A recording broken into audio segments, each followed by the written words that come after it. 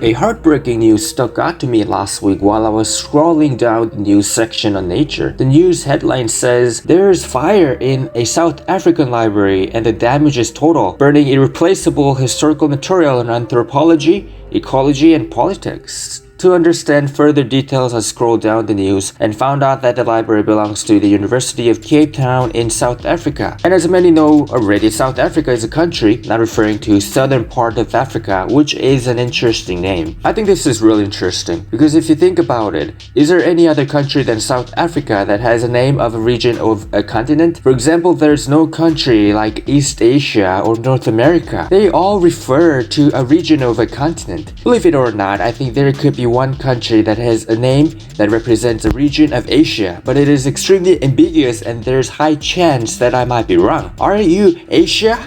Are you Asia? Are you Asia? Russia? Sorry about that. South Africa is the only country that has a name that represents the region of a continent. Or maybe Russia?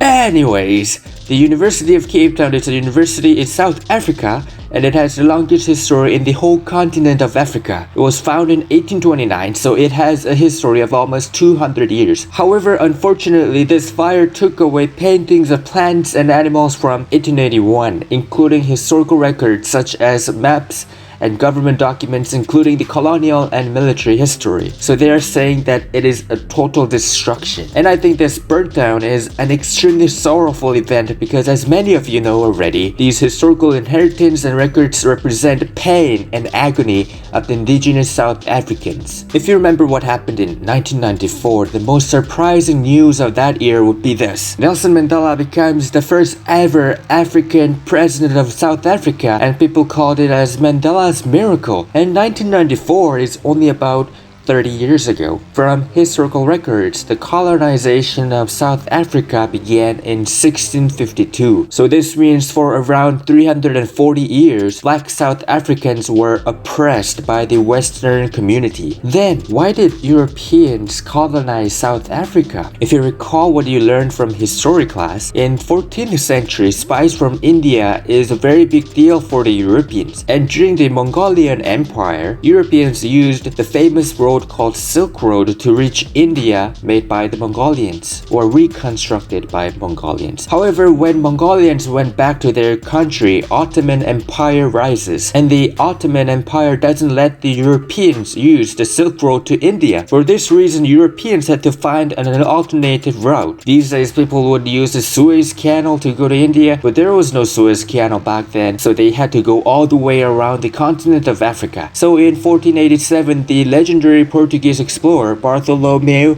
Diaz starts his voyage to discover the route to India. However, back then, they didn't know how big the continent of Africa was. If you think about how huge Africa is, it is even bigger than the US, China, and Europe combined. So Bartholomew had a hard time finding the route. And whenever he saw a stream of water going into the continent, he had to try going in, but had to come out as he realizes that the stream is blocked by land. And he repeats that, hoping that he will find the route. And one day he reaches the tip of the Africa and realizes that if he continues this way, he can reach India, the route that he was dreadfully hoping for.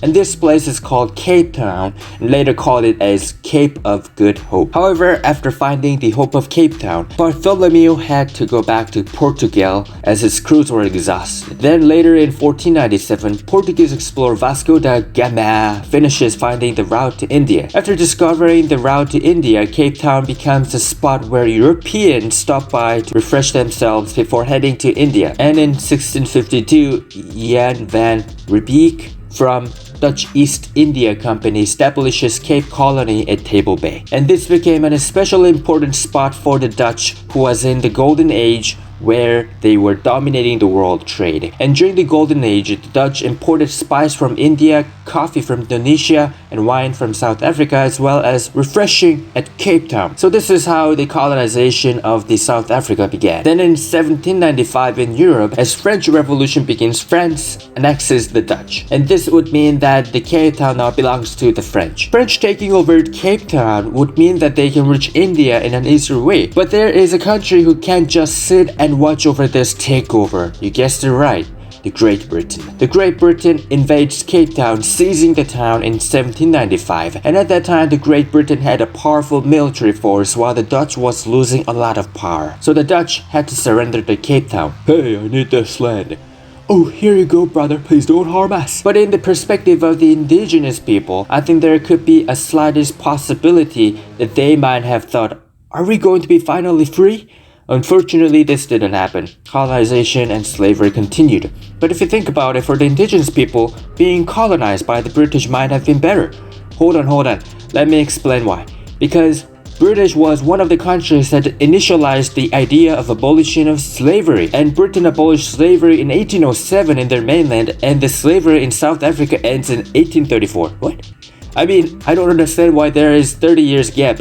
Maybe it took 30 years for the abolition story to reach South Africa. However, slavery being ended in 1834 might not be too bad considering that the Dutch ended slavery in their main colony in 1863. So if the Dutch kept colonizing Cape Town, this might mean that the indigenous people would be in slavery for 30 more years. So doesn't this mean that it is better for the indigenous to be colonized by the British? What am I thinking? Both are bad. Anyways, after British government seizes the colony, in 1816 at far west side of South Africa, an African tribe forms an empire called Zulu's Empire, creating a formidable fighting force. And it seems like the British government wasn't interested in that land, so they let the empire grow. And then in 1835, Dutch, who call themselves Boers, which means farmers in English, leave the Cape Colony and establishes the Orange Free State in the Transvaal. And the British grants limited self-government to Orange Free State and the Transvaal. Therefore, there were three major nations or groups that were competing each other: the Cape Colony, Transvaal, and the Orange Free State, and the Zulu's Empire, or Britain, Dutch, and the Zulus. And if we combine all of their flags together, it becomes the current South African flag. As time passed, in the 1870s, diamond was found here. It's right outside of the Boer boundary, but at the same time, this land didn't belong to Cape Colony, but to a small African tribe called Griqua. And Griqua wasn't happy at all that diamonds because the Boers and the Cape Colony were having a war of nerves. While the Boers were claiming that the diamond belongs to them, Griqua tribes asked British protection over from the Boers. Because if you think about it, if two parties that are much stronger than yours are asking your cooperation, you should cooperate with the party that is the strongest. So the Boers lost diamonds right in front of their eyes. Then later, in 1877, Britain annexes Transvaal as the Boers were struggling financially and the Zulu's empire next to them were becoming a threat. So in other words, the Boers were asking for help to their foe. Hey brother, save me, I don't like you, but I'm about to die. And in the 1870s, the Zulus were complaining that Boers were encroaching into their land. What they were asking for was, leave us alone. Then if you think about it, the British should tell the Boers not to cross over Zulus, right? But they actually use this excuse to reduce the Zulus' military threat. You guys complain?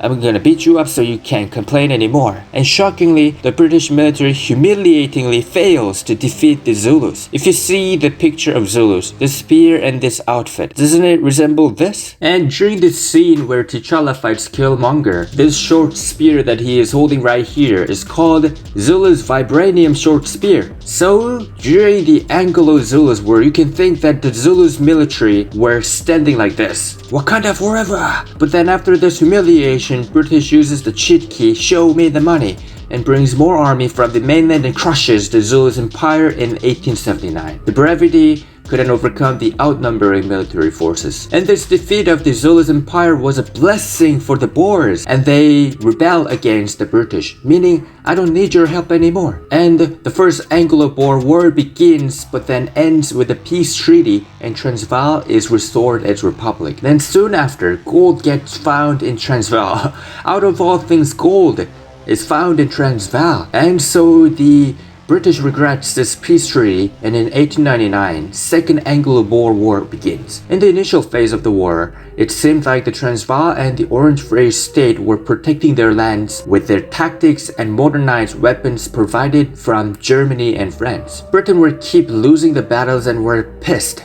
Then they brought 180,000 troops from the mainland and begins to seize Orange Free State and Transvaal. There is no way for the Boers to win against outnumbering forces. However, Boers never gave up and started guerrilla war. Then British begins to destroy everything that belongs to Boers, for example farms, houses, cattle and everything. Eventually in 1902, Boers had to surrender and the Orange Free State and Transvaal becomes under the British Empire. Then in 1910, the British Empire formed the Union of South Africa and granted self-governing dominion just like Canada and Australia. Then in 1934, the Union of South Africa becomes a sovereign independent state, and in 1961, South Africa declares a republic. At that time, 70% of the whole population were blacks and only around 20% of the population were whites. However, with apartheid policy, which segregated whites and blacks couldn't vote,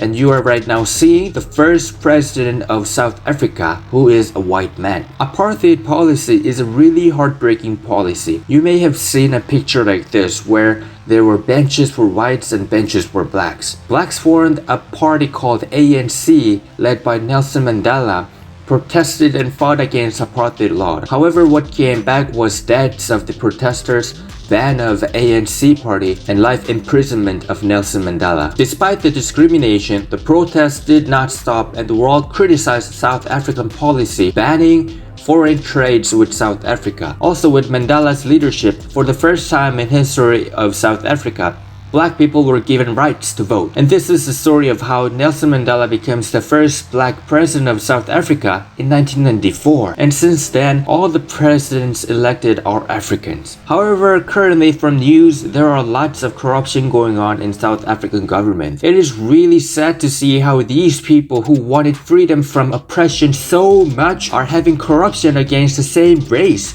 that they went through struggles with. It's truly heartbreaking. Anyways, on the other perspective, it kind of makes sense of why there is corruption. These people were oppressed for more than 300 years and now they just begin to taste the sweetness of authority and power. Anyways, many of these historical documents and inheritance are now gone with the fire that came from the mountains. It truly is a heartbreaking news. Anyways, I hope that there will be comfort and peace in South Africa as soon as possible.